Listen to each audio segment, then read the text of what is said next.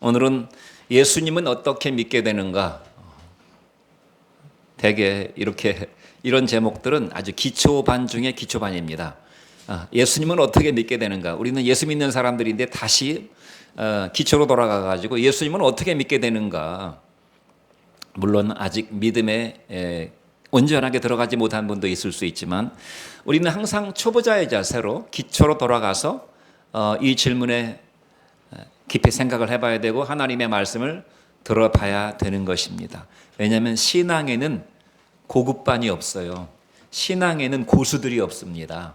하루아침에 넘어질 수 있는 것입니다. 그러니까 가장 중요한 것은 뭐냐면 기초입니다. 기초만 튼튼하면 나머지는 말씀과 성령이 알아서 하십니다. 많은 사람들이, 저를 포함해서 많은 사람들이 항상 기초가 부실하기 때문에 문제가 되는 것입니다. 그래서 기초 중에 기초라고 할 수 있는 예수님은 어떻게 믿게 되는가 하는 교훈을 다시 한번 되새기기를 원합니다. 첫 번째 교훈은 믿음은 하나님 아버지의 역사입니다.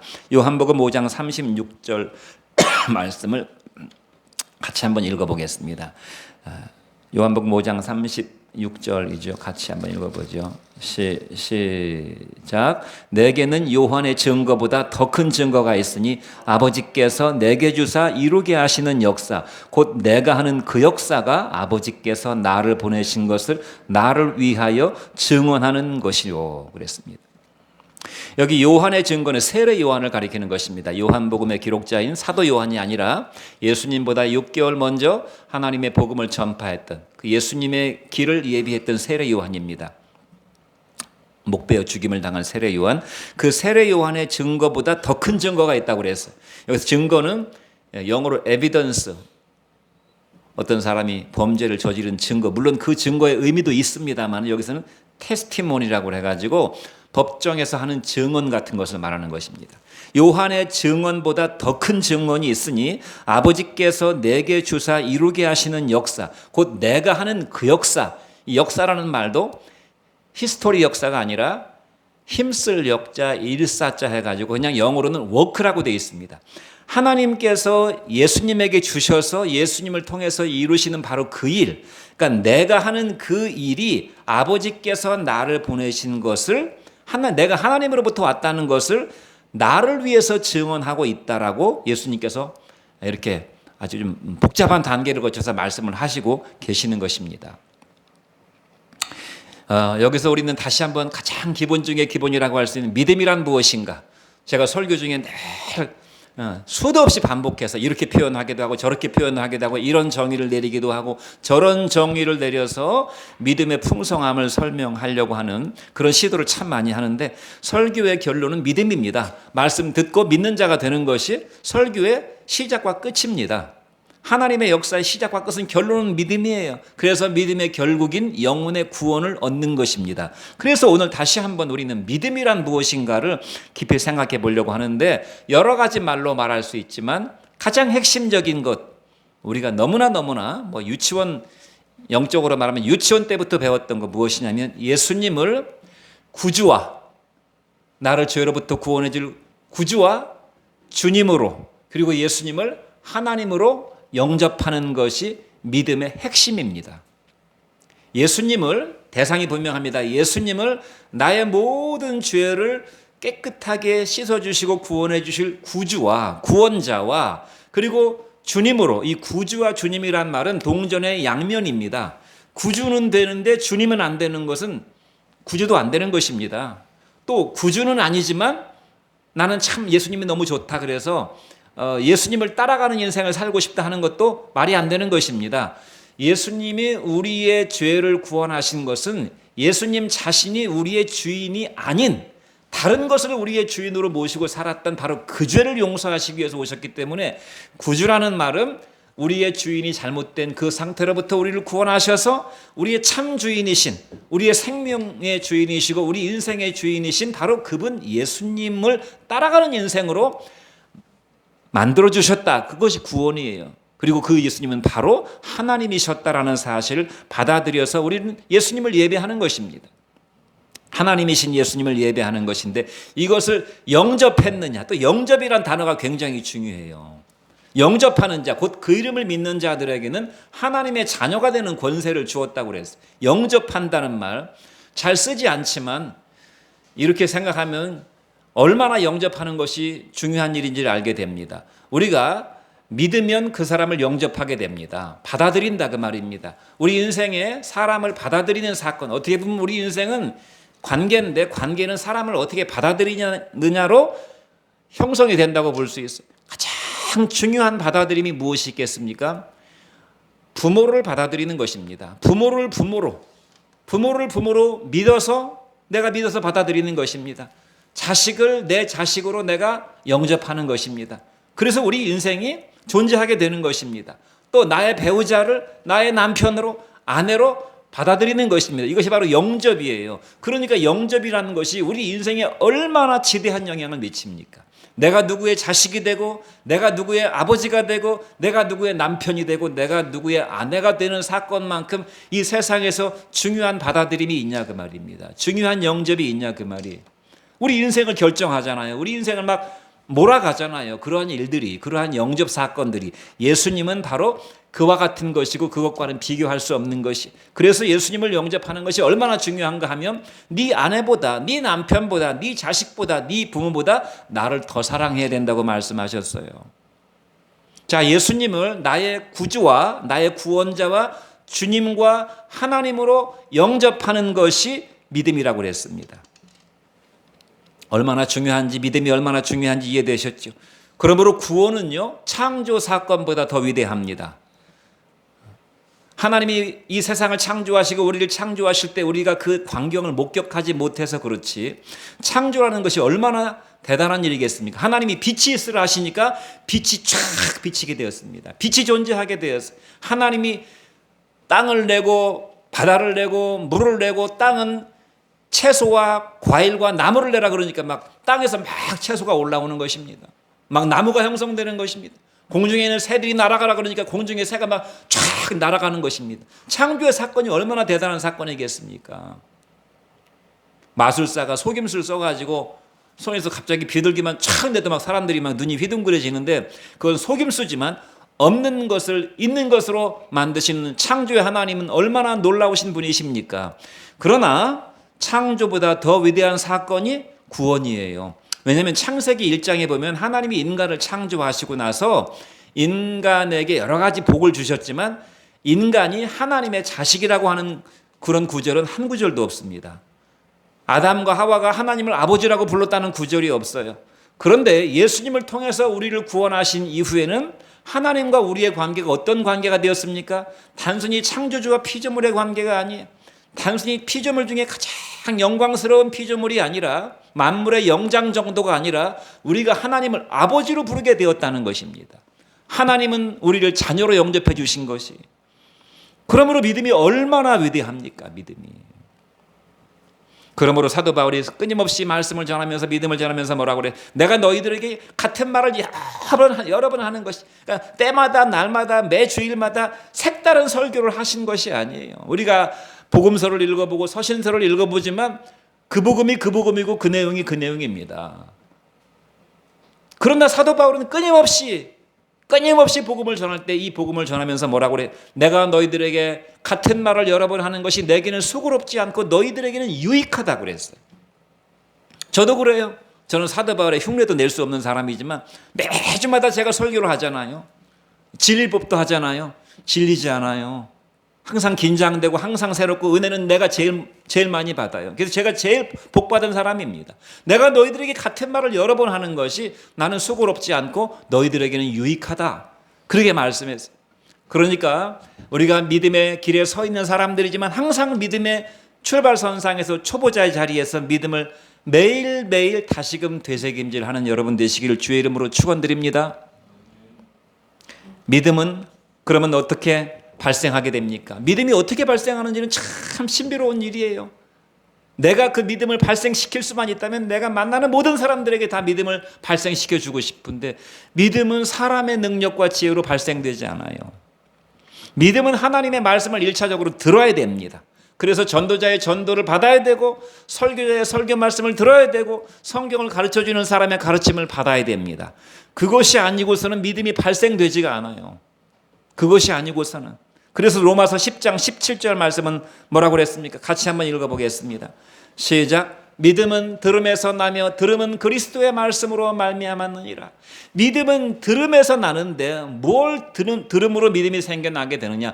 그리스도의 말씀을 통해서 말씀으로 말미암는다고 말씀해. 하나님의 말씀을 들어야만 믿음이 생기는 것이. 기적을 본다고 해도 믿음이 안 생깁니다. 기적을 본다고 어떤 철학자나 어떤 변증자가 논리적으로 신의 존재를 증명하기 위해서 아주 설득력 있는 지혜의 말로 얘기해 준다고 해서 믿음이 생기는 것이 아니에요.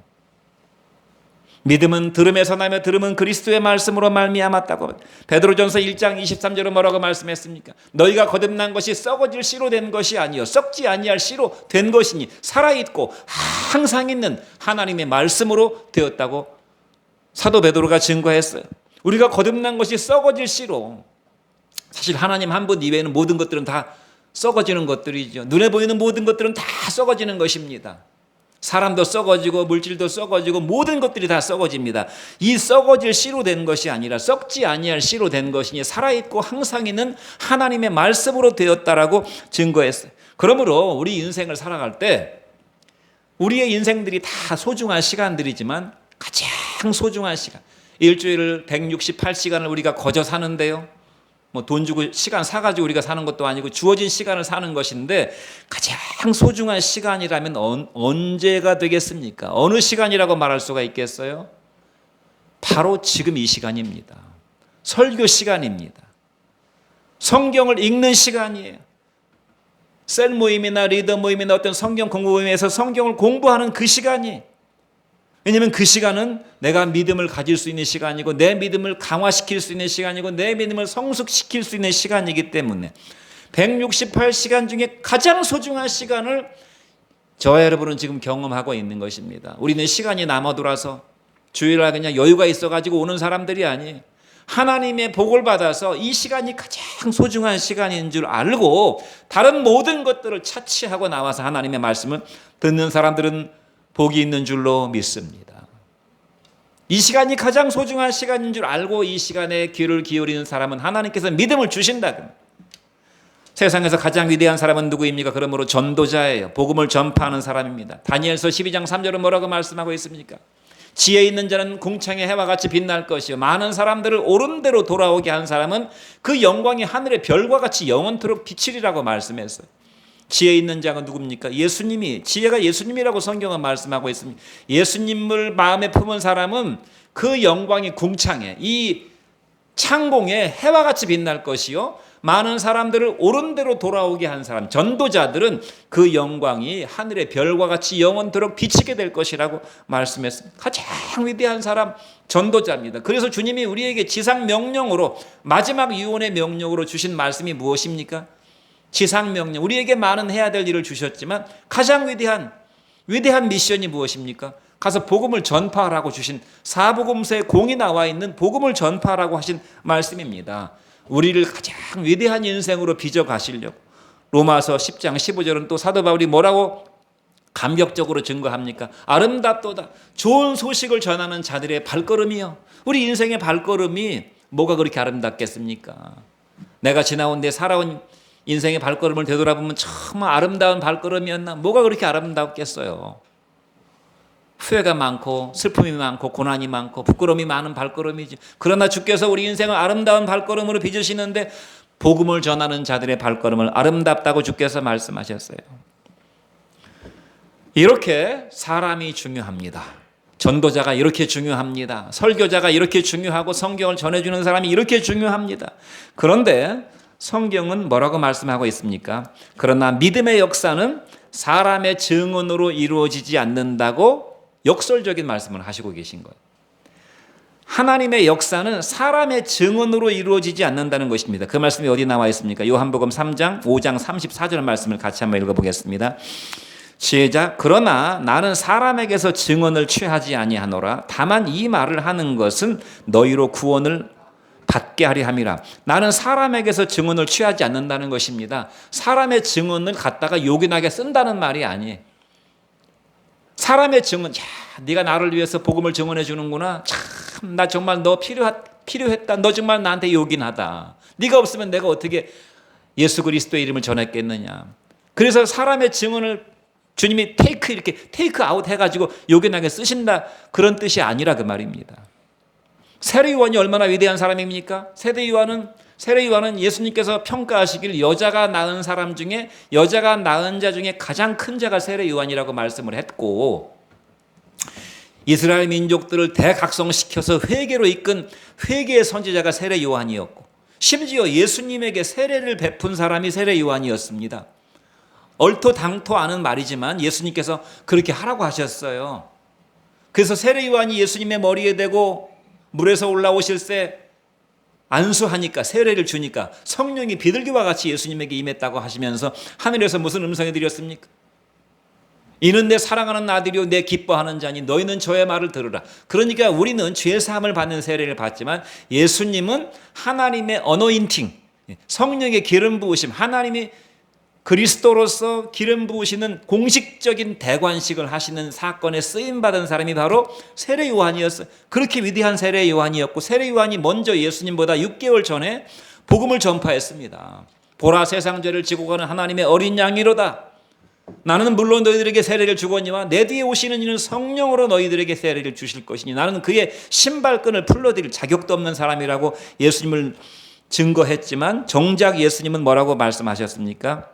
나는 사람의 증언을 취하지 않는다고 말씀하셨어요. 사람의 증언을 취하지 않는다.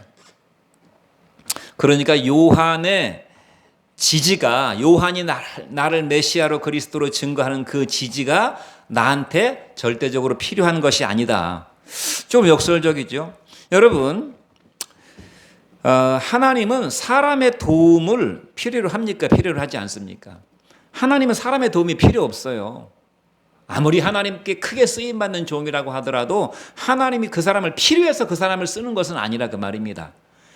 하나님은 사람들의 지지나 호응이나, 인간 세상에서는 누군가가 나를 지지해 줘야 되고 누군가가 나한테 호응해 줘야 되고 나한테 박수를 쳐줘야 됩니다.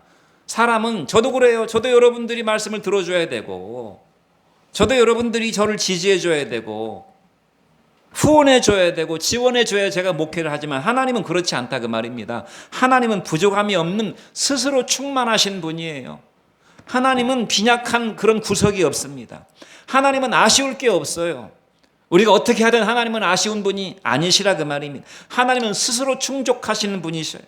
부족함이 없다 그 말입니다. 우리가 열심히 노력하고 헌신해가지고 하나님의 그 부족한 부분을 우리가 메꿔드려야 되는 것이 아니에요. 하나님은 스스로 영광을 바라시는 분이시지, 우리가 막 열심히 땀 흘리고 노력하고 수고해서 내가 뭐 대통령이 되고 내가 뭐 교수가 되고 내가 사장이 되고 내가 뭐 성공한 스타가 돼가지고 하나님 영광에 좀 보탬이 되드리는, 전혀 그렇지 않다 그 말입니다. 세례 요한의 증거가 위대한 증거였지만 주님은 나는 사람에게서 증언을 취하지 않는다고 말씀하신 것이에요. 그러니까 그러시면서 뭐라고 말씀하셨습니까? 참되고 나를 증언하는, 예수님을 증언하는 참되고 유일한 증언자는 바로 하나님 아버지와 하나님께서 내게 주셔서 이루시는 바로 그 역사, 그 일, 내가 하는 하나님의 그 일이 바로 나를 증언하고 있다고 말씀하시는 것입니다.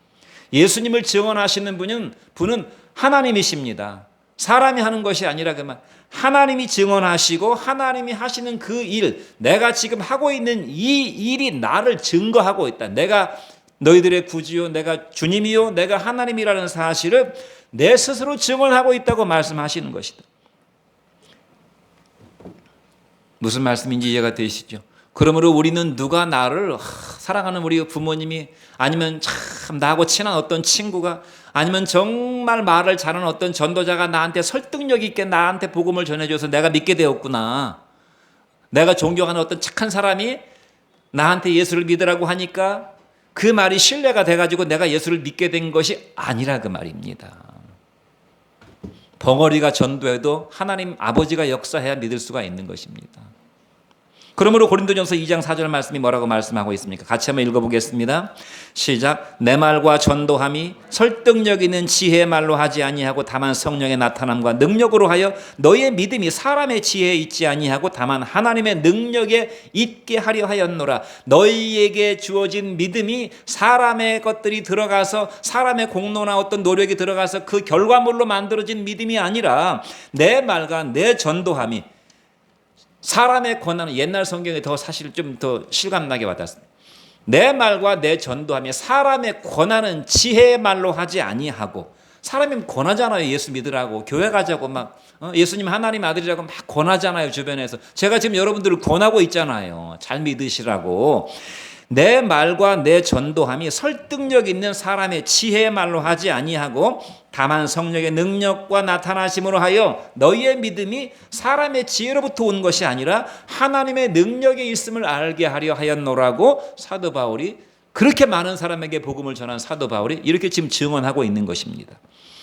그러므로 사랑하는 성도 여러분, 믿음은 말씀 듣고 기도해야 됩니다. 말씀 듣고 믿는 자가 되라고 제가 서두에 끊임없이 인사말로 말씀드리잖아요. 말씀 듣고 믿는 자가 되어야 됩니다. 말씀을 들어야 믿음이 생기는 것이에요. 말씀을 듣고 간절한 마음으로 하나님, 이 말씀이 내게 믿어지게 해주옵소서. 내가 하나님의 그 깊은 뜻을, 하나님 자신을 더 깊이 알게 해주시고, 사도 바울의 고백대로 내가 예수님을 알고 예수님의 십자가를 알고 부활을 더 깊이 내 심령 속에서 깨달을 수 있도록 기도하는 그런 마음이 있을 때 하나님이 여러분들 속에, 우리 속에 믿음의 역사를 이루신다는 것이, 그러니까 말씀이 씨고 말씀이 싹이고 말씀이 이파리고 말씀이 이삭이고 말씀이 열매입니다. 이것이 진행형으로 계속 진행되고 있는 것이, 말씀은 씨고 말씀은 수분이고 양분이고 말씀이 햇빛이고 말씀이 그늘이고 말씀이 모든 우리를 해롭게 하는 것들을 막아주는 방충제와 같은 역할을 하는 것이 100% 하나님의 말씀은 완벽합니다. 그러므로 세상에 학문 있고 말을 잘하는 사람이거나 쇼맨십이 있는 사람이거나, 왜 사람을 잘 끄는 사람들 있잖아요. 기본적으로 뭐 외모도 잘생기고 말도 잘하고 뭐 유머도 있고 위트도 있고 뭐 여유도 있고 돈도 있고, 이런 사람 주변에 사람들이 많이 모여들거든요. 재능도 있고 재력도 있고, 그러한 것들이 사람을 예수님께로 유도하는 하나의 관심을 유도하는 정도는 될 수 있을지 몰라도 그 사람 때문에 예수를 믿게 되는 건 아니라는 것이, 그 사람은 내가 믿음을 갖게 되는데 1%도 관여하지 못하는 것입니다. 믿음은 온전히 100% 하나님의 성령의 감동과 역사하심으로 이루어지는 것이, 저는 여러분들이 100% 말씀과 성령의 역사로 믿음을 가지시는 여러분 되시기를 주의 이름으로 축원드립니다. 저는 다만 하나님이 그냥 막대기 도구로 세우신 사람에 불과할 뿐이에요.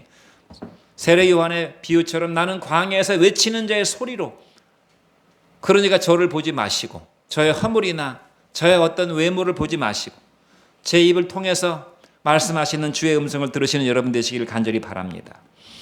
두 번째, 믿음을 작은 것으로 여기지 말라. 그러므로 믿음이 이렇게, 하나님이 정말 우리를 낳았다고 하는 표현을 쓰신 건, 내가 너희를 낳았어. 우리 아버지 우리 어머니가 나를 낳아주는데 뭐 누가 주변에서 도와준 사람이 있습니까? 우리 엄마 우리 아버지가 나를 낳은 것이 주변에서 누가 협조해가지고 낳냐 그 말이에요. 온전히 하나님이 우리를 낳으신 것입니다. 말씀과 성령으로. 그러니까 내가 이 세상에 태어나게 된 것이 내 인생의 가장 큰 기적이듯이 믿음은 기적 중에 기적이요, 복 중에 복이요, 은혜 중에 은혜요, 성공 중에 성공이요, 지혜 중에 지혜인 것입니다. 저와 여러분은 복을 통째로 받은 사람들입니다. 대통령이 부럽지 않고 재벌의 회장이 부럽지 않아요. 하나도 안 부럽습니다. 저는 그래요. 저는 세상적으로 잘난 사람들 부러워한 적이 없어요. 제가 한 가지 부럽다면 영어 잘하는 사람이 부러워. 왜? 복음을 전할 수 있는 좋은 통로가 될 수 있는데 영어 배우기가 그렇게 어렵더라고요. 그러나 지금도 포기하지 않고 영어를 배우고 있습니다. 유튜브로라도 복음을 전할 수 있는 길을 마련해 보려고. 대통령도 안 부럽고 재벌도 안 부러워요. 우리는 지혜를 통째로 그냥 예수 그리스도라고 하는, 우리가 무슨 책을 많이 읽었습니까? 무슨 깊은 명상을 했습니까? 어떤 지혜자와 오랫동안 대화를 하고 교제를 했습니까? 우리는 지혜를, 예수 그리스도라고 하는 지혜를 통째로 받았어요. 그래서 공자도 모르고 맹자도 모르는 사실을 우리는 알게 되었어요. 우리는 어떤 학자보다도 뭐 석사, 박사 학위를 딴 것도 아닌데 하버드 대학 나온 사람이나 서울대학 나온 사람이나 영국의 케임브리지 나온 사람보다 더 지혜롭고 더 똑똑한 사람이라 그 말입니다. 믿으십니까? 그것이 바로 저와 여러분들이에요. 고린도전서 1장 22절로 24절 말씀을 같이 한번 읽어보겠습니다. 시작. 유대인은 표적을 구하고 헬라인은 지혜를 찾으나 우리는 십자가에 못 박힌 그리스도를 전하니 유대인에게는 거리끼는 것이요 이방인에게는 미련한 것이로되 오직 부르심을 받은 자들에게는 유대인이나 헬라인이나 그리스도는 하나님의 능력이요 하나님의 지혜니라 그랬어요. 유대인들은 기적을 보고서 모든 것을 평가했습니다. 기적을 행할 수 있느냐 못하느냐. 그러니까 기적을 보여달라고 그러잖아요. 기적을 보고서 깨달으면 좋은데 기적을 보는 것을 좋아하는 사람은 계속 그런 것들을 봐야만 직성이 풀리니까 믿음을 가질 수가 없어요. 아무리 예수님께서 많은 기적을 베푸셨지만 그들은 믿음을 갖지 못했어요. 그래서 유대인들은 표적을 구하고 헬라인들은 철학이 발달했잖아요. 그리스 로마인들은 모든 걸 철학으로 규명하려고 그랬잖아요. 그래서 철학자들이 이성적인 논리적인 이런 것들을 계속 추구하면서 그런 관점으로 예수님을 보니까 예수님은 거의 미치광이에요. 말이 안 돼요. 인간의 말로는 예수님의 말이. 어떻게 눈에 보이는 저 연약하고 저 비참하고 저 십자가에 달려서 내려오지도 못하는 인간이 어떻게 하나님일 수가 있는가. 그래서 미련하게 여겼다는 것입니다. 그러나 부르심을 받은 사람들에게는 유대인이나 헬라인이나 그리스도는 하나님의 능력이요 하나님의 지혜라고 말씀했어요. 그러므로 결론적으로 성경을 열렬히 사모하라. 복 중에 복이요 지혜 중에 지혜요 성공 중에 성공이요 은혜 중에 은혜인 성경 말씀을 열렬히 사모하고 간절히 데살로니가 교인들처럼 그런가 아닌가 하여 성경 말씀을 간절히 읽고 심혈을 기울여 듣고 내 생각에 지금 천지사당을 맴돌면 안 돼요. 내 생각이 예수님의 말씀에 그 말씀을 받아 먹으려고 그 말씀을 받아 들으려고 심혈을 기울여 듣고 마음 깊이 새기고 프랙티스 실전으로 실습을 해봐야 됩니다. 실행 운전 배우려면 실습을 해봐야 되잖아요. 운전 실습 계속 실습을 해봐야 됩니다. 노력해봐야 순종의 노력을 해봐야 되고 드라이브를 해야 된다. 직접 세상에 나가서 말씀대로 살아야 된다. 예배와 기도와 전도가 그것이고 사랑과 봉사의 삶을 사는 것이 바로 그것입니다. 그러면 구체적으로 어떻게 예수를 믿게 되는가? 요한복음 5장 40절 말씀 같이 한번 읽어보겠습니다. 시작. 그러나 너희가 영생을 얻기 위해서 내게 오기를 원하지 아니하는도다. 자, 믿음이 어떻게 발생하는가를 말씀하셨는데 구체적으로 장애물이 있어요. 장애물이. 알아도 잘 안 되는 장애물이 있습니다. 그것은 무엇인가 하면 너희가 성경에서 영생을 얻는 줄 아는 거로 밤낮으로 성경을 연구하고 매 주일마다 와서 말씀을 듣고 성경을 읽는데 예수님께 나아오기를 원하지 않는 것입니다. 어떻게 이런 일이 있을 수가 있는가? 그런 일이 있을 수가 있어요. 예수님께는 나가지 않는 것입니다. 교회는 매주마다 나와요. 교회는 매주마다 나와서 맨 앞자리에서 말씀을 들어요. 그러나 예수님께는 나가지 않습니다. 목사님께는 나옵니다. 목사님 은혜 받았습니다. 말씀 잘 들었습니다. 인사하고 참 목사님과 좋은 관계로 지내는데 예수님께는 나가지 않는 것이에요. 모임이 너무너무 구역 모임이 좋고 친교 모임이 좋아서 사람이 좋아가지고 주일날 예배 오는 사람도 많이 있어요. 그 모임이 너무너무 좋다고 그럽니다. 그런데 모임에는 나오지만 예수님에게는 나가지 않는 것이에요. 심지어 친교 모임이나 봉사 모임이나 전도 모임이나 기도 모임에는 나와도 정작 예수님에게는 나가지 않는 것입니다. 어떤 교회는 교수님이 계시고 의사가 있고 판검사가 있고 공직자가 있고 뭐 연예인들이 나와가지고 많은 사람들이 그 사람들과 같이 어울려서 예배드리는 그런 어떤 자부심, 그런 자랑스러운 뿌듯함 이런 것 때문에 그 공동체에 속해서 예배를 드리지만 정작 예수님에게는 나가지 않는, 그래서 예수님에게 믿음을 받을 수가 없는 것입니다. 믿음이 있는 것 같지만 사실 뚜껑을 열어보면 믿음이 없는 사람이 그렇게 많다 그 말이.